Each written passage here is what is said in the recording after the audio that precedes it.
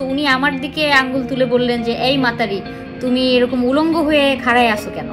মাতারি তুমি এরকম উদলা হয়ে দাঁড়াই আছো কি লাগিয়া?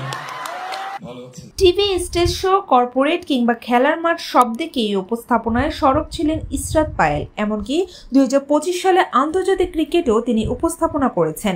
তবে বেশ কিছুদিন এই উপস্থাপনার কাজ ছেড়ে মনোযোগ দিয়েছেন ব্যবসায়। সম্প্রতি অনলাইন ভিত্তিক ইউটিউব চ্যানেল ফ্ল্যাশ টক বিডির বিরুদ্ধে কুরুচিপূর্ণ এবং অশ্লীল অনুষ্ঠান আয়োজনের অভিযোগ উঠেছে। এ কারণে এই চ্যানেল ও উপস্থাপিকার বিরুদ্ধে অশ্লীল কন্টেন্ট নির্মাণ, রাষ্ট্রের আইন ও নীতিমালা ভঙ্গের অভিযোগে লিগ্যাল নোটিশ পাঠানো হয়েছে। বিষয়টি নিয়ে সামাজিক যোগাযোগ মাধ্যমেও ব্যাপক আলোচনা হচ্ছে। এবার সেই আলোচনাতেই যোগ দিলেন এক সময়ের উপস্থাপিকা ও model Ishrat Payel. TV, stage show, corporate কিংবা খেলার মাঠ একসময় দাপিয়ে উপস্থাপনা করতেন পায়েল। তবে বর্তমানে উপস্থাপনার কাজ ছেড়ে ব্যবসায় মনোযোগী হয়েছেন তিনি।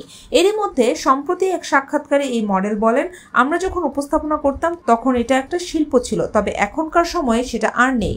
এখনকার সময়ে কিছু উপস্থাপকের টার্গেটই থাকে অনুষ্ঠানে এনে অতিথিকে হেয় করা। সেটা করতে পারলেই যেন সে সার্থক। উল্টাপাল্টা প্রশ্ন করবে, বিব্রতকর পরিস্থিতিতে ফেলবে। এটা কোনো উপস্থাপনা হতে পারে? পায়েল আরো বলেন, একজন উপস্থাপকের প্রশ্ন কি এটা হতে পারে, আপনার কয়জন সুগার ড্যাডি আছে? আপনি এত ঘন ঘন বিদেশ কেন যান? আপনার আয়ের উৎস কি? কারো ব্যক্তিগত বিষয় বলেও কিছু আছে, সেসব নিয়ে কি প্রশ্ন করা যেতে পারে? এই মডেল বলেন, এই প্রশ্নগুলো যারা করছেন তারা কিন্তু মিডিয়ার মানুষ, যার কারণে মানুষও ভাবছেন মিডিয়ার লোক হয়তো 2 নম্বর। মিডিয়ার মানুষ মানেই খারাপ। এই দায়গুলো কিন্তু সেই উপস্থাপকদেরই। ইশরাত জানান, মিডিয়ার কিছু মানুষের এমন দৃষ্টিভঙ্গি, কর্মকাণ্ডের কারণেই শোবিজ ছেড়ে দিয়েছেন তিনি। বর্তমানে ব্যবসায়ী মনোযোগ হয়েছেন তিনি।